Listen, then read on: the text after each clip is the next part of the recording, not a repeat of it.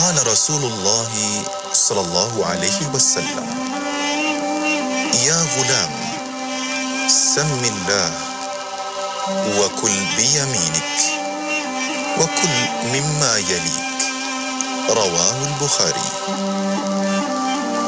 Maksudnya, Rasulullah sallallahu alaihi wasallam bersabda, wahai lelaki, bacalah bismillah, makanlah dengan tangan kananmu, dan makanlah makanan yang ada di hadapanmu.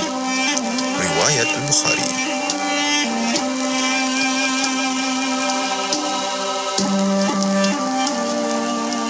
أمسينا وأمسى الملك لله والحمد لله لا إله إلا الله وحده لا شريك له له الملك وله الحمد وهو على كل شيء قدير. رب أسألك خير ما في هذه الليلة وخير ما بعدها، وأعوذ بك من شر ما في هذه الليلة وشر ما بعدها. رب أعوذ بك من الكسل وسوء الكبر. رب أعوذ بك من عذاب في النار وعذاب في القبر. Kami dan seluruh kerajaan memasuki waktu petang kerana Allah. Segala puji bagi Allah. Tiada sesembahan yang berhak disembah melainkan Allah semata. Tiada sekutu baginya. Semua kerajaan hanya miliknya dan segala pujian hanya untuknya. Dia Maha berkuasa atas segala sesuatu. Wahai Tuhanku, aku memohon kebaikan yang ada di hari ini dan setelahnya. Sebaliknya aku memohon perlindungan dari keburukan yang ada di hari ini dan setelahnya. Wahai Tuhanku, aku berlindung kepadamu dari kemalasan dan buruknya umur tua. Wahai Tuhanku, aku berlindung kepadamu dari azab neraka dan azab kubur. Allahumma anta rabbi la ilaha illa anta khalaqtani wa ana abduka wa ana ala ahdika wa wa'dika mastata'tu a'udhu bika min syarri ma sana'tu أبوء لك بنعمتك علي وأبوء بذنبي فاغفر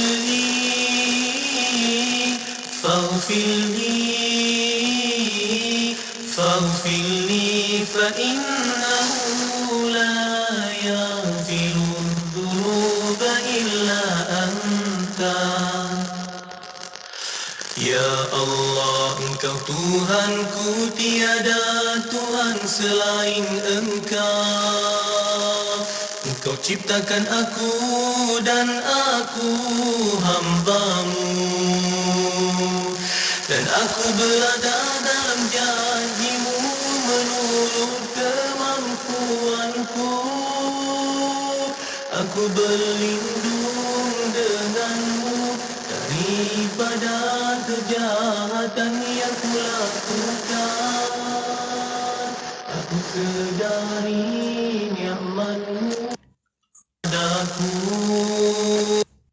Aku sedari akan dosa-dosaku.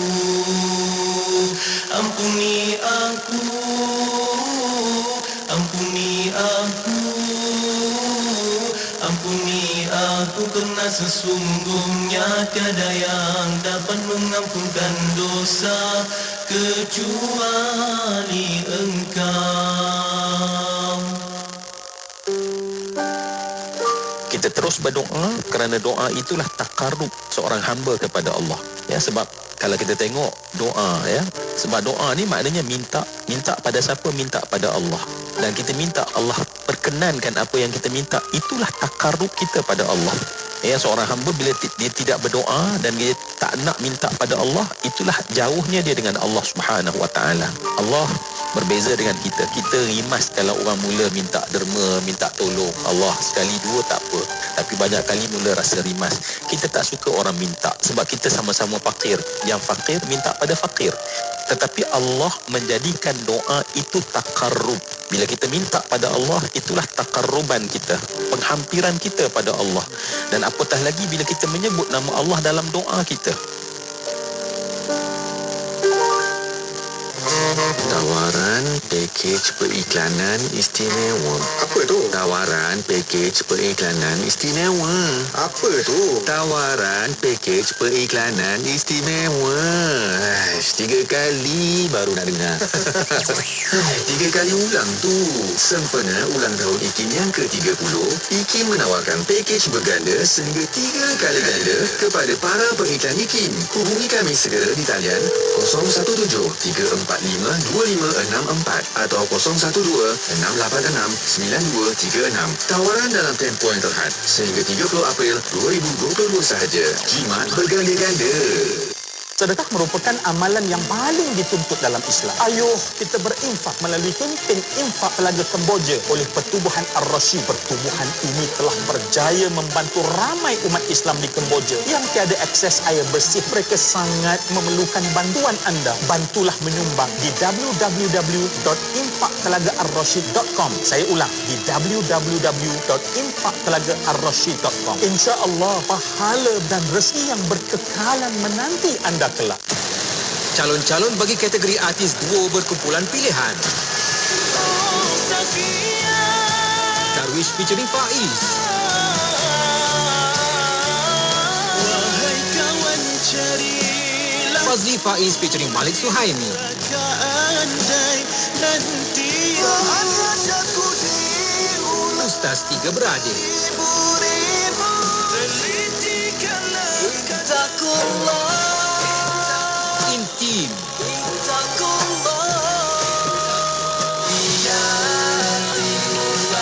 The Truth. Nantikan acara kemuncak Majlis Apresiasi Carta Nasyid IKIM pada hari Khamis 24 Mac 2022 pukul 2.30 petang secara langsung di Facebook Institut Kefahaman Islam Malaysia, Facebook TV IKIM, YouTube IKIM Media dan di laman web www.tvikim.my. Tidak kira di mana jua destinasi anda, IKIM sentiasa menemani perjalanan anda dengan juadah minda yang bermanfaat menerusi rancangan terbaik kami. Dengarkan setiap hari rancangan Vaksin Hati, Islam Agamaku, Fas'aluna, Imanuna dan Usrah Nurani. Pastikan sentiasa setia mendengarkannya dalam destinasi 4 petang hingga 7 malam bersama Syafiq Saleh dan Mona Jasman di IKIM, Inspirasi Inforia Islami. Destinasi IKIM, Inspirasi Inforia Islami. Inspirasi Inforia Islami hanya di Radio Institut Kefahaman Islam Malaysia. Assalamualaikum warahmatullahi taala wabarakatuh kepada para pendengar yang masih setia bersama kami. Untuk waktu ini masih bersama Destinasi IKIM bersama saya Mona Jasman dan juga Syafiq Saleh. Ya, syukur. Alhamdulillah. Selamat petang kepada anda. Kita teruskan lagi untuk pertemuan di petang Isnin ini. Jadual kita akan sama-sama mendengarkan perkongsian menerusi rancangan Vaksin Hati dan anda juga dijemput untuk sama-sama ke Facebook IKIM FM dan juga ke YouTube IKIM sebab apa di situ kita akan bawakan secara langsung menerusi rancangan ini. Ya, betul itu. Dan untuk rancangan Vaksin Hati, kita akan bersama yang berbahagia Tuan Ahmad Fazli Abdul Aziz, Kaunselor Berdaftar dan Pengasas Bijak Emosi. Dan untuk petang ini, kita akan ke fasa kedua pula untuk konflik komunikasi rumah tangga. Dan untuk anda, soalan pertanyaan boleh hantarkan melalui WhatsApp konti 011-2904-004 dan juga boleh tinggalkan soalan anda di FB Live IKIM FM. Yap, betul. Nantikan sama-sama selepas ni rancangan Vaksin Hati akan bersama kita semua.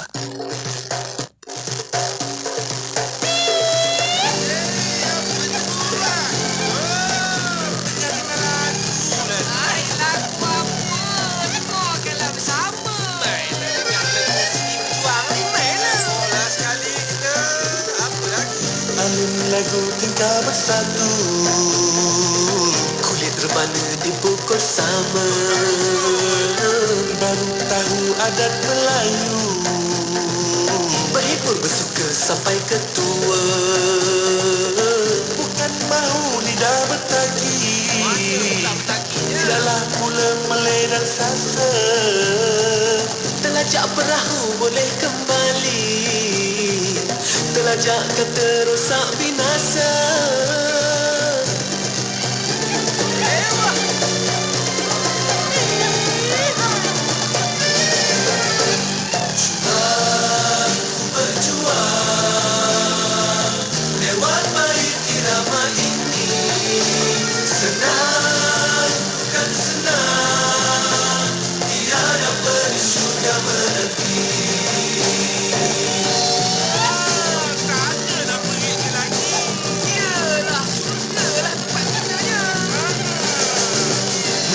Barang diikat tenang, galas di bahu tanda sedia, kena tuan di medan perang, hanya berlagu belum bermakna, usah diusir tedung yang lena, di panah bisa maut menanti, seruling gemersik pasti terjaga, segala rencana khusyuk turuti. Aku berjuang lewat bait irama ini, senang bukan senang, tiada perisyuda menanti. Aku berjuang lewat bait irama ini, senang bukan senang, tiada perisyuda menanti. Ku berjuang lewat bait irama ini, senang bukan senang, tiada perisyuda menanti. Ku berjuang lewat bait irama ini, senang bukan senang, tiada perisyuda menanti.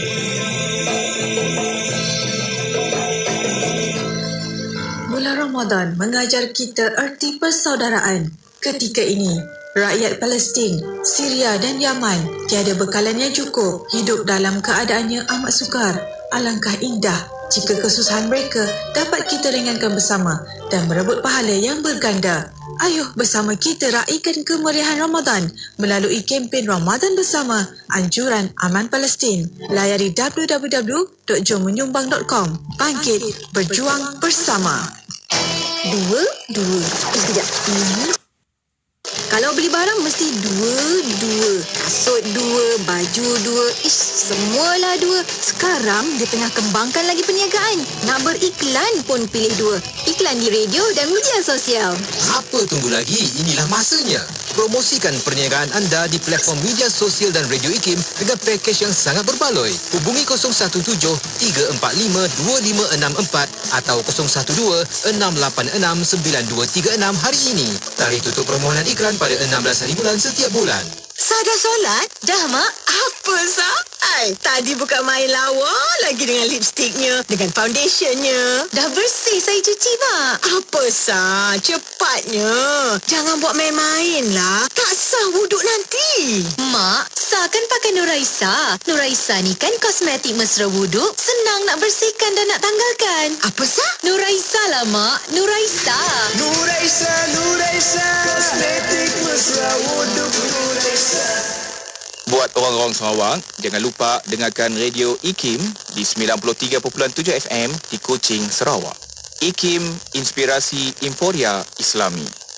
Bismillahirrahmanirrahim. Alhamdulillahirrabbilalamin. Wassalatu wassalamu ala asyrafil anbiya wal mursalin Sayyidina Muhammad wa ala alihi wa sahbihi ajma'in. Assalamualaikum warahmatullahi ta'ala wabarakatuh pada para pendengar yang masih setia bersama kami di Radio Suti Kefahaman Islam Malaysia, Radio IKIM. Alhamdulillah untuk waktu ini masih bersama Destinasi IKIM bersama saya Mona Jasman dan juga Syafiq Saleh. Ya, syukur. Alhamdulillah Mona, kita nak teruskan lagi perkongsian kita di petang Isnin ini menerusi rancangan Vaksin Hati, dan kita jemput sahabat-sahabat pendengar, rakan-rakan penonton terus saja ke Facebook IKIM FM dan juga ke YouTube IKIM, sebab di situ kita sedang bersara langsung menerusi rancangan Vaksin Hati ini. Ya, betul Syafiq. Apa khabar Syafiq di sana? Sihat ya? Adanya. Alhamdulillah. Masya Allah. Walaupun di mana sahaja kita akan membawakan kepada anda rancangan Vaksin Hati untuk petang ini, dan untuk waktu ini kita mengalurkan tetamu untuk rancangan Vaksin Hati bersama yang berbahagia Tuan Ahmad Fazli Abdul Aziz, kaunselor berdaftar dan pengasas Bijak Emosi. Assalamualaikum Tuan. Waalaikumsalam warahmatullahi wabarakatuh. Apa khabar DJ Syafiq, DJ Mona, sihat ke? Alhamdulillah. Apa khabar Tuan, sihat ke? Makin sihat. Alhamdulillah. Tuan sihat di fikir kan? Moga-moga sentiasa dalam itulah. Allah. Biar orang sebut, saya nak mengaku sendiri susah sikit.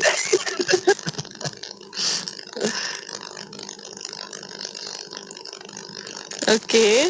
Dan untuk waktu ini Alhamdulillah bersama para pendengar akan membincangkan tentang masih lagi bersama konflik rumah tangga yang kita nak bincangkan untuk petang ini, fasa kedua konflik komunikasi di rumah tangga. Dan untuk waktu ini bersama Tuan Fazli, apa mukadimah ni untuk petang ini, silakan.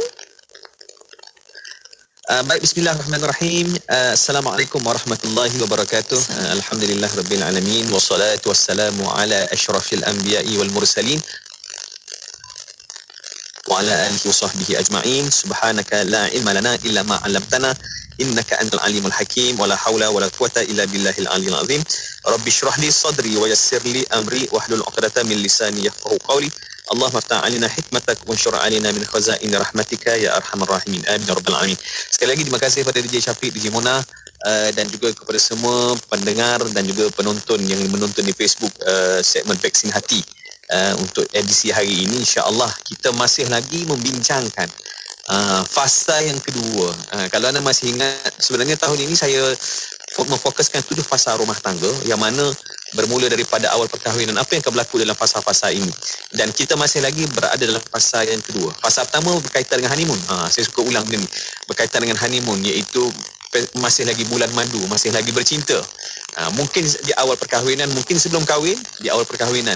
Tetapi dia akan masuk kepada fasa kedua, iaitu fasa kesedaran ataupun realization, yang mana kita akan sedar tentang apa yang sebenarnya pasangan kita ni, sikap dia, perangai dia, karakter dia, suasana sebenar dalam rumah tangga. Kan? Mungkin kita gambarkan princess and prince sebelum kahwin kan.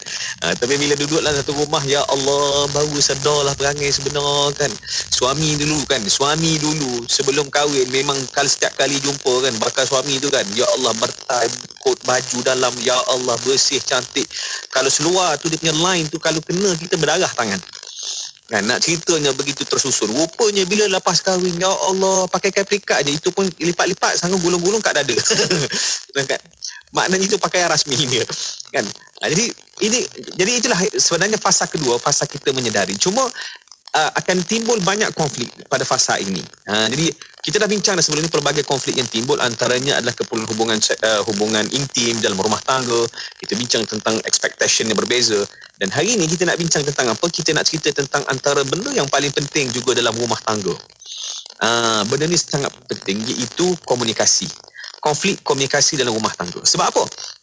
Sebab dia macam ni, komunikasi ni akan berlaku apabila selagi kita berhubung dengan manusia, kan, kita sesama manusia kan, sama ada konflik komunikasi ni, sama ada dalam rumah tangga, di tempat kerja, di mana-mana saja, selagi kita berhubung dengan manusia, kita berinteraksi dengan manusia, maka akan memerlukan komunikasi berlaku. Kan, selagi kita duduk dengan manusia, memang kita akan berkomunikasi. Kan, jadi itulah dia, komunikasi ni satu benda yang tools yang menghubungkan manusia. Kan, tools yang memperbetulkan perbezaan pendapat. Tools yang akan memberikan sudut pandang, menyamakan sudut pandang. Tools yang akan menghubungkan dua hati. Apa dia? Inilah dia, toolsnya adalah komunikasi. Jadi hari ini kita nak bincang. Jadi kadang-kadang sewaktu kita awal perkahwinan, mungkin kita baru nak mengenali pasangan, ataupun kita kenal sebelum ini, selagi tak duduk bersama, tak betul-betul kenal. Jadi bila duduk bersama, baru kita akan dapat kenal pasangan kita ni, selain daripada cara pakai apa semua lah, adalah pattern komunikasi dia, cara dia berkomunikasi, kaedah dia berkomunikasi, dan apa yang dia gemar dalam berkomunikasi. Jadi sebab itu bila dalam rumah tangga, konflik ni bila kita lama-lama kelamaan kita akan kenal, maka barulah kita tahu cara dia berkomunikasi macam mana. Kan, jadi bila dengan mengenali approach, teknik komunikasi pasangan ni, barulah kita akan dapat memahami dengan baik.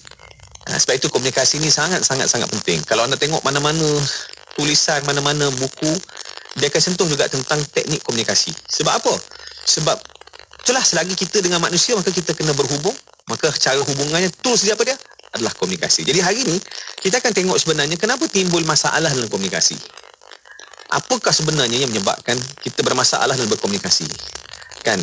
Sebab apa? Dia juga berkait dengan harapan lah. Contoh, bila kita berkahwin, kita mengharapkan suami kita ni suka ucap I love you baby. Contoh kan.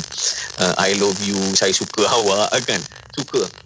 Memang sebelum kahwin tu dia suka sebut, tapi lepas kahwin tak berapa nak sebut. Kan. Jadi kita pula jadi macam mengharap tapi tak berlaku. Kemudian kita pula tidak berkomunikasi, tak cakap pula, tak sebut benda tu. Kan? Jadi hanya menunggu dan mengharap. So menimbulkan isu dan konflik. Kan? Apa lagi? Banyak lagi isu lah. Kadang-kadang benda yang kecil je. Kan? Benda yang kecil je. Setengah-setengah pasangan dia suka menganggap bahawa tak perlu cakap, faham lah. Kan? Tak perlu cakap, faham lah. Dah kahwin, katakanlah dah kahwin. Sebab isu komunikasi ni, DJ Mona, DJ Syafiq, dia bukan mengira tentang umur perkahwinan umur perkahwinan. Memang kita akan ada perkara-perkara kita faham berdasarkan umur perkahwinan, tapi tak semua. Kan ada pasangan bila dah kata kita dah 15 tahun kahwin, patutnya bila saya berdehem you kena faham. Berdehem kena faham, dahsyat. Kan?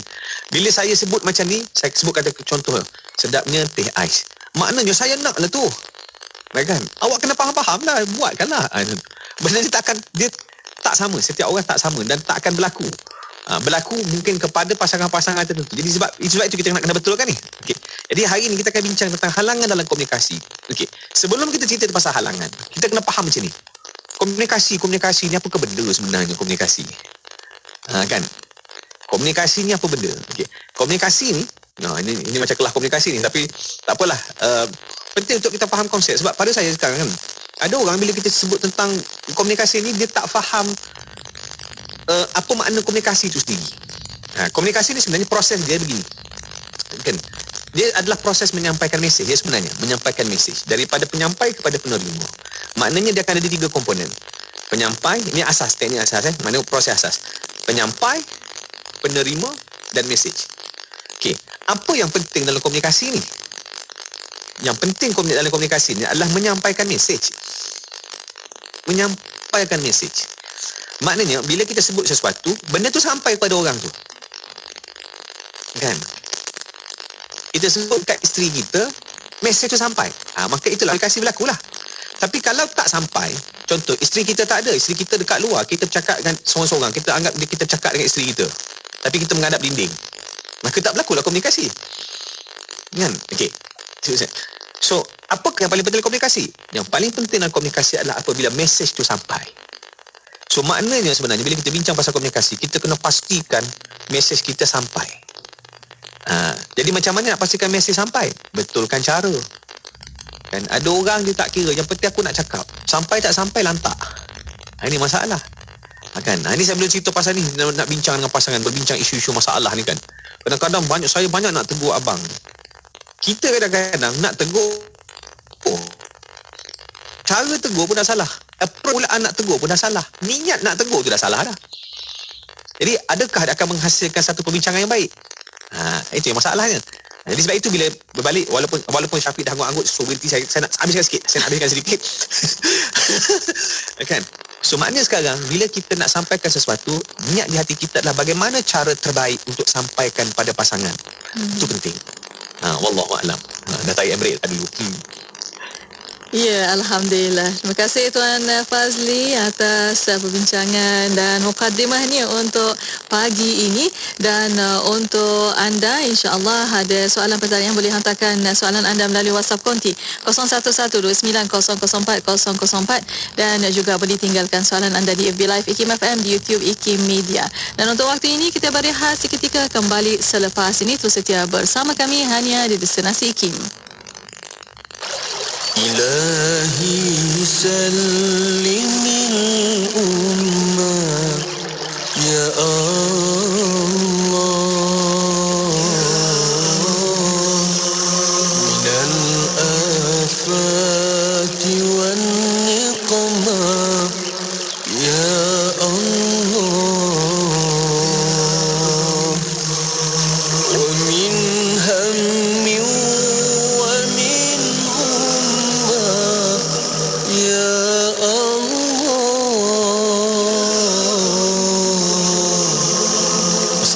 هم دعاءنا يا الله يا الله وهي Tuhan selamatkan umat ini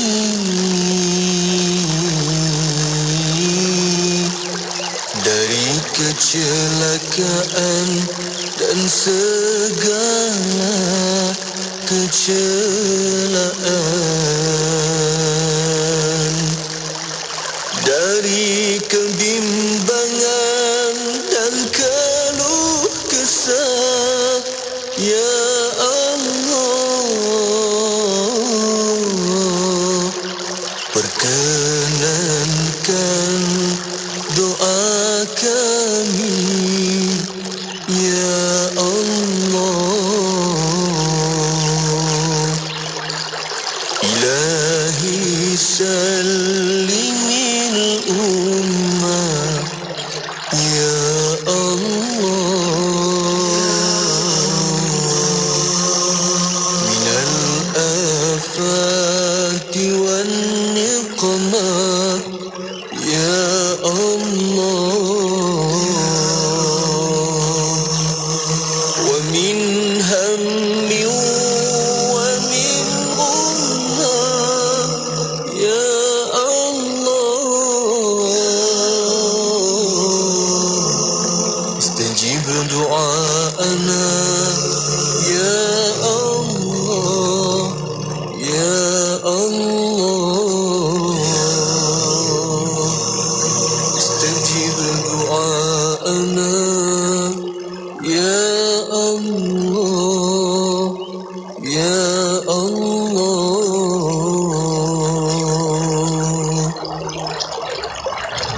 Radio IKIM membawa kepada anda lagu-lagu nasyid terbaik. Hanya tetap untukmu, biarkan cintaku hanya kekal di mana hati tak tergoda, di celah terhias seri warna.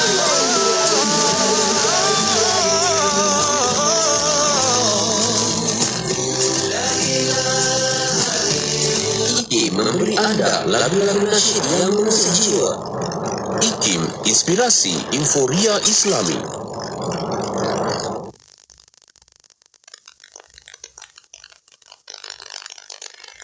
Inspirasi Euforia Islami hanya di Regensi Kefahaman Islam Malaysia. Alhamdulillah masih bersama kami pada waktu ini untuk rancangan Vaksin Hati. Alhamdulillah, dan masih bersama yang berbahagia Tuan Ahmad Fazli Abdul Aziz, Kaunselor Berdaftar dan Pengasas Bijak Emosi. Tak dengar? Alhamdulillah. Dan untuk waktu ini bersama Tuan Fazli masih membincangkan tentang 7 fasa rumah tangga masuk ke konflik komunikasi. Dan untuk waktu ini bersama Tuan Fazli, kita akan sambung kembali. Silakan Tuan Fazli. Baik, terima kasih DJ Syafiq, DJ Mona. Sama. Dan juga para pendengar sekalian. Hari ini kita akan bincang tentang halangan saja.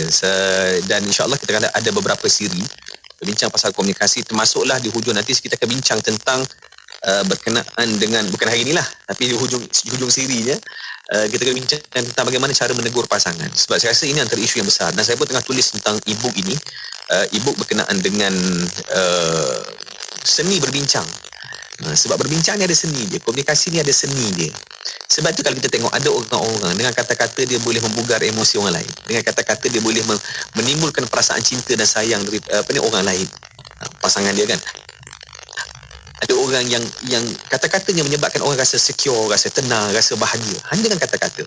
Inilah kehebatan, sebab tu ada seni dia. Dan apatah lagi itu perkara-perkara positif. Apatah lagi bila kita berbincang, kita nak menyentuh, nak menegur seseorang yang mungkin dilihat negatif oleh orang yang nak tegur, maka memang kita perlu sangat-sangat berhati-hati dan kita kena mencari cara yang paling baik, paling tepat untuk kita menegur lah. Okey, cuma hari ini kita masih lagi berbincang berkenaan dengan kenapa konflik timbul dalam rumah tangga, khususnya bab komunikasi. Kan, apa puncanya, apa halangan komunikasi yang berlaku. Jadi yang pertama saya nak cerita di sini adalah pertama disebabkan oleh apa? Pemahaman yang berbeza. Kan, cara kita memahami sesuatu, kita nak comprehend sesuatu kan, berbeza sebenarnya. Sebab apa? Dia bergantung juga kepada cara kita berfikir, dia bergantung pada pengaruh sewaktu pembesaran kita, cara kita, nilai kita, value kita kan. Jadi benda tu banyak. Jadi contoh, satu perkataan belum tentu sama pemahamannya walaupun kita suami isteri. Belum tentu sama kan. Apatah lagi bila kita dibezakan dengan dengan budaya. Kita dibezakan dengan apa? Kita dibezakan dengan daerah, logat dan sebagainya. Contohlah orang Kelantan, ada Jimona tahu perkataan selalu. Kan? Kita kena selalu bersedekah, contoh. Ya, betul. Selalu bersedekah maknanya sentiasa, bahasa Arab daiman, betul? Kena daiman. Kan? Jadi kena sentiasa, iaitu selalu. Kan? Tapi orang Kelantan, maksud dia kalau selalu bila nak pergi ke pejabat pos ni, selalu lah. Selalu tu bukan maksudnya daiman. Selalu tu maksudnya al-an, sekarang, jom kita pergi. Itu maksud dia kalau orang Kelantan. Jauh tu. Jauh. Memang jauh beza kan? Jauh beza makna dia. Jadi saya rasa dia mungkin kali pertama dengar penjelasan sebegini buat. Kataan tadi selalu kan. Jadi orang Kelantan maknanya dari situ pun kita kalau apatah lagi contoh kita kahwin dengan orang yang lain negeri kan. Maknanya bab ini memang kita kena sentiasa berhati-hati. Kita kena sentiasa berhati-hati dapatkan penjelasan. Selalu. Kan. Apatah lagi kalau contoh pasangan kita ni jenis tak banyak bercakap. Respon kita tanya berpatah-patah, respon dia sepatah. Satu saja. Kan. Contoh kan, contoh. Kalau isteri tanya, abang rasa kita nak balik kampung sekarang ke? Kan? Ataupun saya rasa macam nak balik kampung sekarang. Tapi saya tengok kerja abang banyak ke macam mana? Selalu. Suami jawab apa? Okey. Je. Kan? Okey tu yang mana? Ada dua soalan. Yang mana satu? Okey tu okey yang mana? Ada kan? Saya bukan kata orang lain, saya sendiri kadang-kadang saya buat benda tu. Saya kata, alamak. Kan bila check balik, sebab kadang-kadang dia banyak soalan, contoh dalam WhatsApp, dia banyak soalan dalam satu masa kan. Ataupun dia kata, pendapat yang mana? Nak saya email ke ataupun saya hantar surat? Kalau email, saya boleh email sekarang lah gini. Berarti kalau surat, saya dah ada alamat tuan. Saya pun jawab okey. Okey tu yang mana? So ini banyak berlaku kan, banyak berlaku. Betul. Jadi di konflik komunikasi lah, dan pemahaman kepada perkataan okey tu apa maksudnya. Dan saya rasa banyak benda-benda dalam rumah tangga ni benda kecil-kecil lah. Perbincangan yang sebeginilah, benda kecil-kecil je tapi dia jadi besar tu sebab apa? Sebab dah lama sangat. Tolong beri penjelasan. Kan? Jadi sebab itu pemahaman yang berbeza ni. So kadang-kadang kita tak peka kan. Dan bila kita tak peka, kita tidak mendapatkan penjelasan. Bila tak mendapatkan penjelasan, kita hanya akan buat perkara yang kita rasa berdasarkan kita punya lah, sebab dia kata okey tadi, contoh. Jadi so inilah antara halangan-halangan komunikasi yang berlaku dalam rumah tangga. Kan? Pemahaman yang berbeza. Apatah lagi disebabkan oleh logat. Apa lagi contoh? Contoh apa lagi? Ini hanya berdasarkan baru pemahaman kepada perkataan tau. Dia belum lagi pemahaman kepada tindakan, tingkah laku. Contoh, bila tanya isteri kan, ni biasa orang perempuan lah, orang perempuan kan, awak nak balik Kelantan ke nak balik Terengganu? Kelantan rumah saya, Terengganu rumah awak lah. Okay. Awak nak balik Kelantan ke Terengganu? Okey lah mana-mana. Kan? Agak-agak okey lah mana-mana tu betul ke okey lah mana-mana? Kan? Bila contoh, bila yang lelaki jawab, tak apalah kita balik rumah lah. Rumah di Kelantan, rumah suami. Yeah. 1 hari tak bercakap, 2 hari tak bercakap, 3 hari tak masak, hari keempat memang dia murung menangis dalam toilet.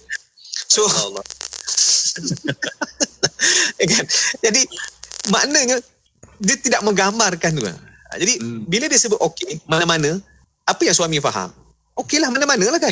Sama juga suami pun kadang-kadang isteri kata kan, okey tak saya beli ni untuk anak-anak? Dia pun kata ikutlah. Betul ke dia ikut? Betul tak ikut tu adalah sesuatu yang betul-betul datang daripada keinginan. Ini masalah komunikasi ni. Sebab apa? Jadi sebab itu, kalau contoh anda dah mengalami benda ni banyak kali, so lain kali apa saja jawapan pasangan, dapatkan penjelasan. Kan? Sebab apa? Sebab kemungkinan pemahaman kita berbeza terhadap sesuatu. Kan? Okey, awak kata okey tu, maknanya yang mana ni? Yang ini. Betul ke awak okey ni? Kan? Jangan merajuk pula. Kan? Nanti kan bawa kereta muncung. Kan? Muncung tak bercakap dalam kereta senyap kan. Ini kereta, bawa kereta rasa macam dalam majlis tahlil pun ada. Kan? Dia punya senyap sunyi tu kan.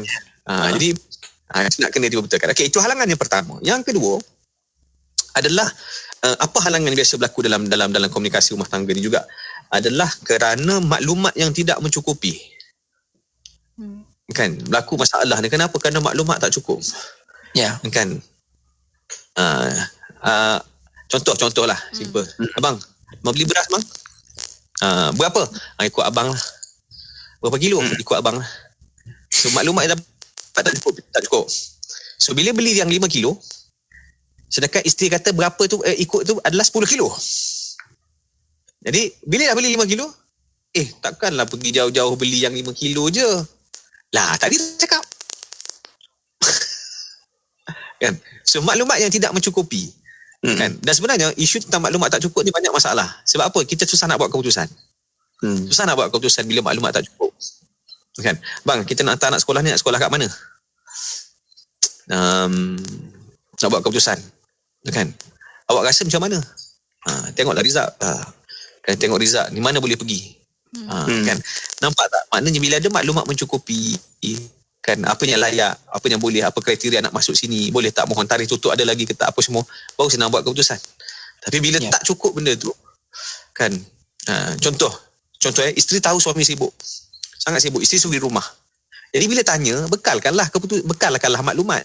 Contoh, nak masuk sekolah mana? Okey bang, tarikh tutup ni MRSM, tarikh nak minta sekian-sekian, nak tutup ni sekian-sekian. Yang ni gini sekian-sekian. Jadi dah suami kata okey, kita saya rasa abang rasa MRSM lah. Baru boleh bincang. Kadang-kadang nak bincang maklumat pun tak ada. Kan? Okey. Minta maaf lah. Ini contoh-contoh. Saya bagi contoh-contoh simple saja. Bukan apa. Sebab nak ceritanya, masalah komunikasi ni kadang-kadang dia bukan bermula dengan benda yang besar. Dia bermula dengan benda kecil. Kan? Bermula dengan kecil, salah faham kecil tapi terkumpul. Bila terkumpul membentuk persepsi. Kan? Jadi bila membentuk persepsi, mulalah kita pun pandang serong kepada pasangan. Kan? Jadi itu dua saja yang ini yang saya nak sebut tentang halangan komunikasi. InsyaAllah selepas ni kalau ada soalan nak tanya silakan. Saya akan cuba respon kepada soalan-soalan kalau ada. Allahuakbar. Baik. Kan? Kita dapat makluman di hujung ni macam mana untuk nak teruskan seimbangkan emosi kita dengan komunikasi dalam rumah tangga. Dan bila tuan sebut dalam perkara ni kan mula kita terfikir kan, bila dah kita dahulu lain, sekarang lain kalau dalam konteks rumah tangga kan, kalau dah kita duduk dalam suami isteri baru tahu, oh macam ni dia merajuk, oh macam ni dia lapar, oh macam ni dia nak makan. Kan? Jadi semua tu bermain dari sudut perhubungan komunikasi antara suami isteri. Jadi kita akan bertanya dengan tuan bagaimana pula soalan-soalan yang kita dapat di Facebook di YouTube insyaAllah ya Muna. Ya, betul. Seperti ada satu soalan ni bertanya macam mana cara yang baik untuk komunikasi dengan orang yang suka buat assumption awal. Contohnya dia suka guna ayat, saya ingat macam ni, saya takut macam ni. Nanti selepas ini Tuan Fazli akan jawabkan insya-Allah. Untuk waktu ini kita berehat seketika. Kita akan kembali selepas ini. Terus setia bersama kami hanya di Destinasi IKIM. Bicara bermanfaat berbagai segmen, rancangan dakwah setiap hari, lagu-lagu Islam sepanjang masa. Dengarkan di IKIM, Inspirasi Inforia Islami. Nilai-nilai bersama IKIM. Adil. Dari segi istilah, adil bermaksud memberi atau menunaikan hak kepada empunya hak tadi. Ia adil juga dimengertikan sebagai meletakkan sesuatu itu pada tempatnya yang sebenar. Saya difahamkan, sifat adil atau keadilan disebut sebanyak 27 kali di dalam Al-Quran. Dalam satu ayat, Al-Quran menekankan agar insan beriman tidak terpengaruh oleh kebencian terhadap sesuatu pihak sehingga mereka terdorong untuk berlaku tidak adil atau menzalimi seseorang atau suatu pihak. Dan perkara ini ditegaskan dalam ayat yang berikut, iaitu surah Al-Maidah ayat 8. Wahai orang-orang yang beriman, hendaklah kamu semua sentiasa menjadi orang yang menegakkan keadilan, kerana Allah lagi menerangkan kebenaran, dan jangan sekali-kali kebencian kamu terhadap sesuatu kaum mendorong kamu untuk tidak berlaku adil. Hendaklah kamu berlaku adil kepada sesiapa jua, kerana sikap adil itu lebih hampir kepada takwa. Dan bertakwalah kepada Allah. Sesungguhnya Allah Maha mengetahui dengan mendalam akan apa yang kamu lakukan. Ayat ini jelas menyuruh manusia berlaku adil dalam semua perkara dan dalam apa jua keadaan, hatta terhadap musuh atau orang yang kita benci. Petikan ucapan Allahyarham Tun Ahmad Sarji bin Abdul Hamid, mantan pengerusi IKIM. Berburuk sangka amalan syaitan yang merosakkan hati kita kalau sesuatu menimpa kita atau berita yang kita dengar yang belum tentu kesahihannya. Jangan negatif dahulu. Sebaliknya, selidik sesuatu hal itu hingga tahu kebenarannya. Berburuk sangka hanya menjadikan kita orang yang rugi. Hidup dalam kerugian akan merugikan. Mari berfikir positif dan selalu bersangka baik akan membuat kita lebih tenang dan lapang. Negeri Sembilan 102.7. Bismillah, alhamdulillah, wassalatu wassalamu ala rasulillah. Alhamdulillah masih bersama Destinasi IKIM pada waktu ini untuk rancangan Vaksin Hati. Ya, betul Mona. Kita nak teruskan lagi dengan perkongsian menerusi rancangan ini. Kita bawa dengan tajuk konflik komunikasi rumah tangga. Okey, dan kita nak terus dengan soalan-soalan kan Mona? Silakan. Ya, betul. Ada soalan di FB Live IKIM FM pada waktu ini. Tuan bertanya, macam mana cara yang baik untuk komunikasi dengan orang yang suka buat assumption awal? Contohnya dia suka guna ayat, saya ingat macam ni, saya takut macam ni. Bagaimana Tuan? Silakan. Okey. Terima kasih kepada yang bertanya berkenaan dengan ada orang yang suka buat assumption awal kan. Saya apa ayat dia ni? Ayat dia saya ingat macam ni, saya takut macam ni. Okey. Saya lebih suka untuk kita melihat dari sudut kita lah. Maknanya kalau pasangan kita jenis macam ni, saya lebih suka untuk kita tengok macam mana kita bukan nak tegur, tetapi adalah bagaimana kita nak ingatkan dia untuk betulkan assumption dia. Sebab apa? Kita tahu dah. Maknanya sebab dia macam ni, setengah-setengah. Dia suka setengah orang, dia suka buat assumption. Kenapa? Dia malas nak berkomunikasi dengan banyak. Dia malas nak dapatkan penjelasan. Dan berdasarkan apa yang dia hidup, contoh dia hidup dengan kita selama umur sekian-sekian, dia rasa memang kita ni memang macam ni, memang suka macam ni. Kan? Jadi apa saja tindakan dia akan buat berdasarkan assumption dia lah. Jadi sebab itu pada saya sekarang ni, kalau kita sebagai pasangan kepada suami atau isteri yang sedemikian suka buat assumption, kita yang perlu jelaskan. Contoh kan, contoh kalau kita suruh dia beli sesuatu, So kita tanya kita dapatkan penjelasan. Bang, ingat tak apa yang saya pesan tadi? Ataupun saya ingat tak apa yang abang pesan tadi? Maknanya kita semak kembali pemahaman dia. Semak balik pemahaman ni minta dia jelaskan balik lah. Cuma janganlah cara minta penjelasan tu macam askar ke kan, macam tentera punya arahan kan. Sila beritahu kan. Berlembutlah, jagalah hati je kan. Jangan seolah-olah macam kita tak percaya dia pula. Kan. Jadi semak balik pemahaman dia, betul tak apa yang ni. Saya bukan apa, saya cuma nak pastikan takut abang tersalah beli. Kalau abang tersalah beli, abang balik, abang kena pergi balik. Sebab selagi abang tak beli, memang lauk saya tak masak. Kan? Contoh. So, kena semak pemahaman. Jadi, oleh demikian, kita pun jangan buat assumption yang dia dah faham. Kan? Kita pun jangan buat assumption yang dia dah faham. Okay. Dan macam contoh ayat dia kata, saya takut macam ni. Maknanya, takut tersebut adalah sesuatu yang menyebabkan dia bertindak begitu. Cuma kita tengok takut tu takut apa? Takut kita marah contoh. Maknanya dia orang baik dan dia takut kita marah. Dan dia nak buat sesuatu yang kita tak marah. Jadi cumanya mungkin cara dia tu adalah berdasarkan assumption dia. Yang ni kita kena betulkan. Kan? Wallahu a'lam, setakat yang boleh saya respon. Baik, kita ke soalan yang berikutnya. Yang bertanya dengan kita ada Azira Afzan di Facebook live kita bertanya, Tuan, bagaimana cara terbaik untuk tukar topik bila berbual dengan pasangan? Contohnya dia berbual topik yang bercanggah dengan prinsip saya, iaitu tentang berkaitan apa-apa yang luar pengetahuan ke kan, dan saya pernah terus tukar topik dan dia terasa sangat mungkin caranya salah. Mohon pandangan Tuan Fazli, silakan. Okey, dia sebenarnya perbincangan ni kadang-kadang dia macam bawa kereta tau. Macam bawa kereta, terutama bila kita bawa dengan pasangan. Contoh. So ada orang yang suka bila break, dia break mengejut. Kan? So bila break mengejut apa berlaku?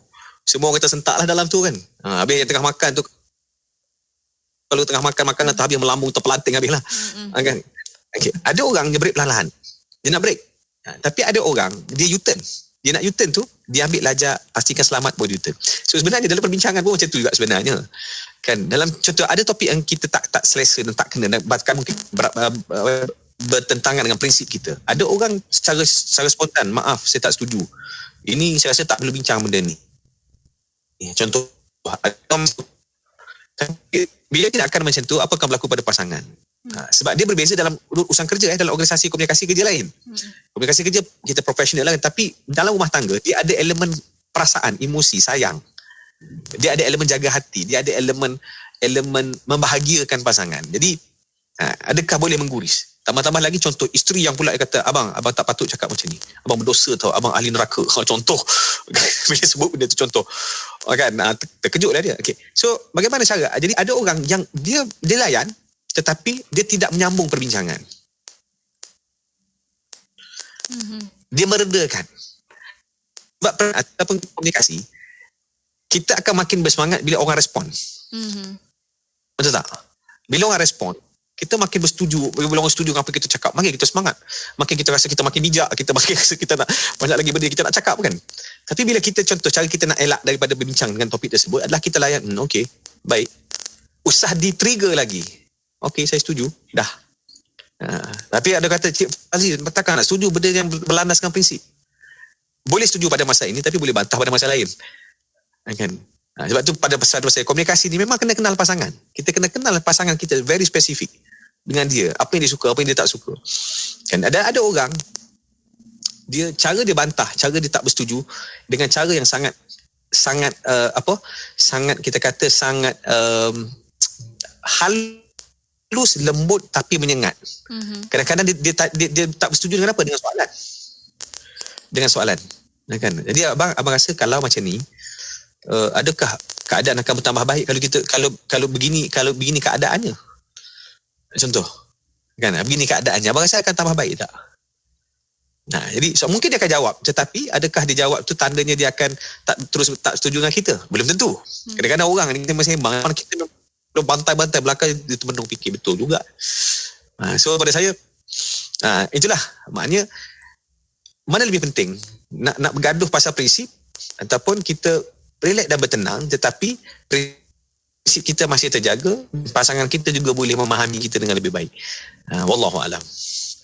Ya, Alhamdulillah. Terima kasih Tuan Fazli. Ada satu soalan lagi untuk waktu ini di FB Live. Macam mana pasangan yang terus membantu dan menjauhkan diri, tak nak selesaikan masalah dan terus tinggalkan rumah? Bagaimana Tuan? Nak tangkap dia, nak bincang macam mana tu? Ini satu isu yang besar sebenarnya dalam konflik rumah tangga, DJ Syafiq Jumana. Saya banyak kes yang macam ni. Pasangan yang tidak mahu berbincang. Kan, tak mahu berbincang, bahkan dia biarkan. Pertama, ada pasangan yang tidak mengakui dia rumah tangga dia bermasalah, tak nak mengakui. Bila tak nak mengakui, dia rasa tak ada apa. Bila tak ada dia rasa tidak ada apa-apa, maka dia biarkan. So bila dia biarkan, pasangan ajak berbincang pun dia rasa macam tak perlu buat apa. Tak ada masalah. Sedangkan hubungan dia ada masalah. Tak nak bercakap dengan pasangan, bila ni lari antara contohlah kan, perasaan nak balik rumah dan tak nak balik rumah, mana lebih kuat? Kalau rasa berat nak balik rumah, rasa macam tak best balik rumah, itu tandanya ada masalah lah tu. Kan? So bila tak diselesaikan, dia akan menimbulkan banyak masalah lain. Sebab tu sekarang ni kalau pasangan kita membatu, mendiamkan diri, mungkin kita perlu berikan masa. Cuma saya bimbang adalah selama mana perlu diberikan masa, selama mana kita nak biarkan, selama mana kita nak berada dalam keadaan sebeginilah. Cuma nanti saya ingat, sebab saya tak boleh nak respon very detail kerana maklumatnya sangat terhad, sangat sedikit diberikan. Cuma hanya menceritakan tentang pasangan membatu dan menjauhkan diri. Cuma teknik ni adalah yang penting. Apabila kita ada maklumat yang cukup, barulah kita boleh cari teknik yang sesuai lah, yang paling sesuai untuk menegur pasangan. Sebab apa? Kadang-kadang ada yang membatu bukan apa, dia rasa tak ada masalah. Yang kedua, kenapa yang membatu? Kerana dia rasa kalau bincang pun tak selesai masalah. Kan? Kadang-kadang kenapa ada yang menjauhkan diri? Kerana dia nak selesaikan diri, nak masalah tu sendiri. So, pasangan beri dia masa untuk dia selesaikan masalah. Contoh, wallahualam. Jadi pada masa ini pada saya tak boleh nak respon dengan lebih baik sebab saya pun tak cukup maklumat. Wallahualam. Baik, itu dia. Baik, Mona, di sini macam mana? Masih lagi mencukupi masa kita? Ya, ada satu soalan terakhir pada waktu ini. Boleh ke kalau tegur pasangan melalui WhatsApp dikira komunikasi yang baik atau tidak? Segan tegur depan-depan. Tapi mesej ke? Boleh ke ni, Tuan? Percaya tak kalau saya katakan, saya waktu awal kahwin dulu, saya berbincang dengan pasangan menggunakan Yahoo Messenger. Lama tu dia messenger tu. Saya sendiri ya. MIRC. Memanglah. Nama tu WhatsApp pun tak ada lagi kan. Jadi sebenarnya pada saya, kalau tanya saya, adakah tegur daripada WhatsApp ni elok ke tak elok? Dia bergantung kepada penerimaan kita dan pasangan. Cuma dia ada pro and cons lah. Dalam WhatsApp ni dia bahayanya mudah untuk salah faham berlaku. Kenapa? Kerana dia berbentuk perkataan, dia tidak ada suara, tidak ada intonasi, tidak ada emosi. Kita tak nampak emosi dalam tu. Kadang-kadang salah susun perkataan pun boleh jadi merajuk, salah susun perkataan boleh jadi marah, salah susun perkataan pun jadi macam apa benda ni, menimbulkan kemarahan pula kan. Sebab tu saya kata dia boleh tapi berhati-hati. Cuma kalau bila nak menegur pasangan, tapi kelebihan dia apa? Kelebihan dia adalah dia boleh susun ayat tu berkali-kali sebelum dihantar. Boleh semak, boleh baca kan. Cuma sebelum hantar tu semak baca emosi macam mana kan. Kalau kita baca ni kita rasa kita marah ke tak? Sebab tu dia sebenarnya antara tools komunikasi, antara benda paling penting dalam komunikasi ni adalah contoh nak tegur ke nak bincang ke apa, semak emosi kita. Kalau emosi tengah keadaan geram, marah, tak payahlah type WhatsApp nak tegur pasangan, tak payah. Sebab yang terkeluar nanti bukan setakat WhatsApp tu, kata ada huru-hara, emoji macam-macam keluar nanti kan. Emoji api lah, marah lah kan, meletup lah, gambar api terbakar lah. Tak payah. Jadi tenangkan diri dulu kan? Apatah lagi bila dalam WhatsApp. Cuma pada saya tetap yang terbaik adalah berdepan bersemuka lah. Itu yang tetap yang terbaik. Tapi selagi pasangan kita boleh terima dan kita pun dah banyak kali buat, berkesan, silakan. Wallahualam. Alhamdulillah. Terima kasih Tuan Fazli atas pencerahan dan banyak lagi soalan sebenarnya kita akan bawa ke minggu hadapan. Terima kasih kepada yang menghantar soalan. Dan untuk waktu ini tinggal sedikit masa lagi Tuan Fazli untuk kata-kata akhir dan kesimpulan pada petang ini. Silakan. Baik, hari ini kita hanya sentuh 2 halangan komunikasi sahaja. InsyaAllah kita akan sambung lagi pada minggu hadapan. Apapun berkenaan dengan komunikasi ni, tuan-tuan sekalian, dia penting untuk kita pertama bertenang lah. Dan yang kedua adalah kita cuba memahami cara berkomunikasi pasangan kita. Jangan menghukum secara umum. Jadi apapun kita semak pemahaman berdasarkan dua benda tadilah, iaitu salah faham. Jadi semak pemahaman sentiasa. Betul awak faham macam ni? Betul tak awak faham apa yang saya faham? Kan? Jadi insya-Allah akan mengelakkan salah faham yang lebih besar. Saya rasa itu saja insya-Allah daripada saya, dan cuma kalau sesiapa nak berhubung dengan saya boleh pergi ke channel saya Bijak Emosi, channel Telegram saya, insya-Allah ada lagi tips yang saya kongsikan di situ. Okey, di mana ke masa ada lagi? Ya, itu saja yang kita ada pada hari ini. Alhamdulillah rezeki kita pada petang ini. Masya Allah banyak poin-poin yang para pendengar tulis juga di FB Live IKIM FM di situ. Terima kasih banyak-banyak. Dan di akhirnya insya Allah kita akan jumpa lagi Tuan Fazli. Terima kasih banyak-banyak. Assalamualaikum. Waalaikumsalam warahmatullahi wabarakatuh. Alhamdulillah. Terima kasih kepada sahabat-sahabat rakan-rakan yang menonton juga di Facebook dan juga di YouTube. Tak lupa kepada sahabat kita yang hantarkan soalan-soalan, insya-Allah banyak juga kita boleh kumpul dan kita boleh bawakan untuk perbincangan yang akan datang, insya-Allah, ya Mona. Iya, betul itu. Terima kasih kepada anda dan untuk anda terus setia bersama kami. Destinasi IKIM, inspirasi Inforia Islami. Kota Baru 89.8. Mahukan pelbagai informasi terkini? Teruskan bersama kami di IKIM, Inspirasi Inforia Islami. Subhanallah walhamdulillah wa la ilaha illallah wallahu akbar wa la hawla wa la quwwata illa billah. Subhanallah walhamdulillah wa la ilaha illallah wallahu akbar wa la hawla wa la quwwata illa billah.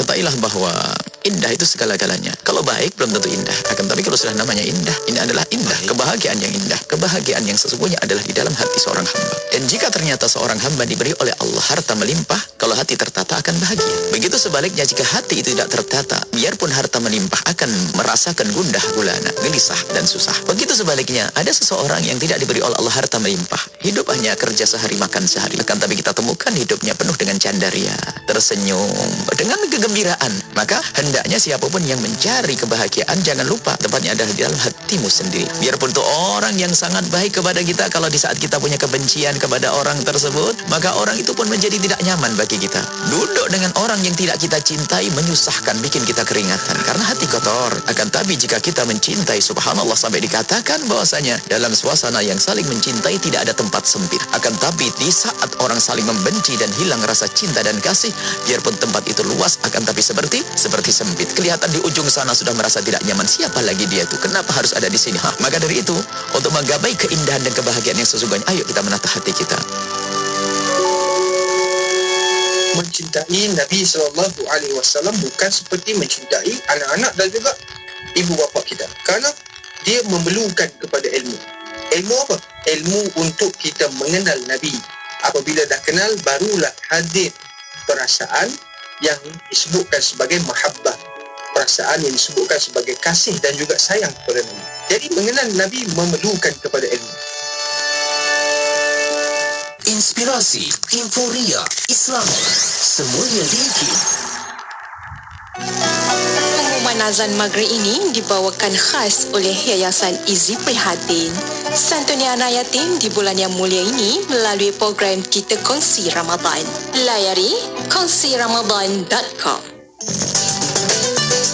Sekarang disampaikan waktu solat fardu maghrib bagi bandar-bandar utama di seluruh Malaysia untuk hari